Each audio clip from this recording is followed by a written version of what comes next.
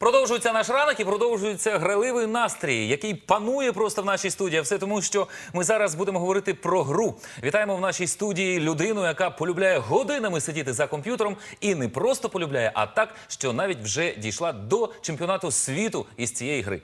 Да, и мы уже рады видеть в нашей студии Арсения Треноженко, участника команды «Натус Винцер», которая недавно стала в очередной раз чемпионом мира.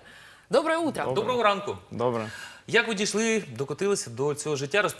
Можете розповісти коротко про історію створення вашої команди і взагалі, яку історію має оцей рух, що комп'ютерні гравці влаштували цілий чемпіонат світу? Ну, история, в принципе, достаточно недавно. Все началось где-то в 2001 году. В принципе, 10 лет этому движению.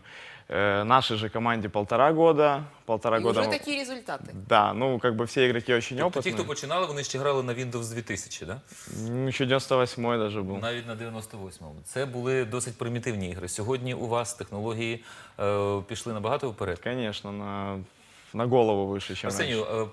Арсенію, наскільки потужну техніку треба мати вдома для того, щоб, скажімо, спокійно можна було тренуватися і готувати себе до подібного чемпіонату? Ну, это должен быть современный компьютер, который полностью в отличном состоянии, в нем хорошее оборудование.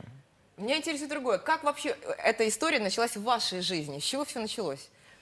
Перестав ходити на роботу. Ви стали Потім таким уволили. затятим геймером, просиджували ніч перед Ну, компьютером. началось все очень рано. В принципе, я только родился, уже был компьютер, благодаря моему отцу. Вы родились прямо за компьютером. Да, в принципе, так. И так все и началось. Когда я родився, був тільки патефон. Скільки часу на день і чи регулярно, чи кожний день, чи якийсь є у вас режим тренувальний, скажімо так, коли ви граєте і коли ви тренуєтесь? Есть Да, ли в принципе, сборы? каждый день это как рабочий день, 8-10 часов.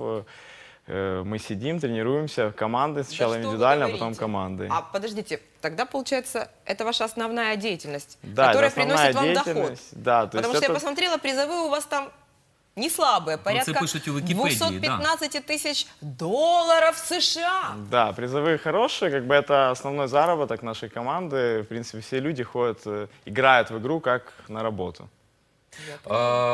Дуже багато людей сьогодні грають в комп'ютерні ігри, і в переважної, мабуть, більшості не вистачає терпіння для того, щоб одразу будь-яку гру, не тільки Counter-Strike, увімкнути на максимальні налаштування. Дуже багато людей використовують чіт-коди, качають їх з інтернету. Ви, коли починали грати, вас не дратувало те, що ви там той чи інший рівень довго не можете пройти, і, можливо, там десь можна змухлювати, там якийсь чіт-кодик вбити? Не, ну, конечно, особенно дети любят очень сильно немного себе улучшить, скажем так, жизнь этими всякими кодами. Но, в принципе, да, в детстве все то же самое было, но усидчивость, старание, в принципе, привело нас к успеху.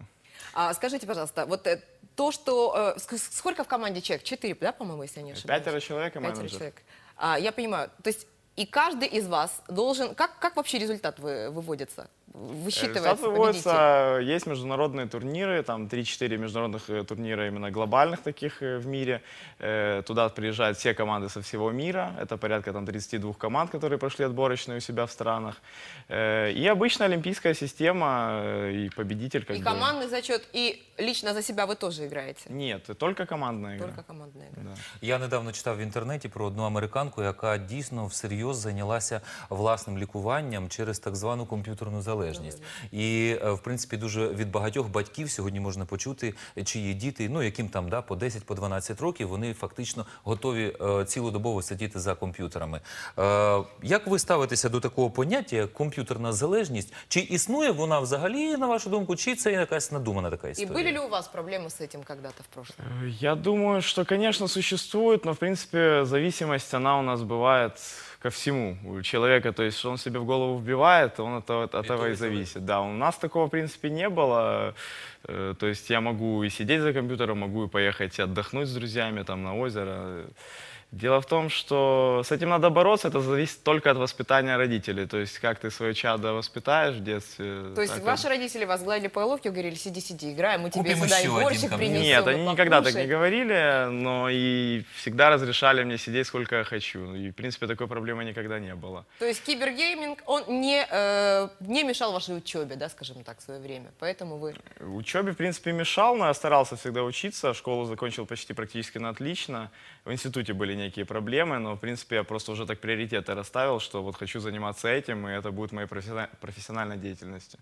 Ну, Арсенію, ми вам дуже дякуємо. Справді, сьогодні так привідчинили таку сторінку. Виявляється, що в комп'ютерні ігри можна не тільки грати і через це бути звільненим з роботи за прогули, а ще і заробляти на цьому гроші. Тож, можливо, потрібно українцям і замислитися над такою історією.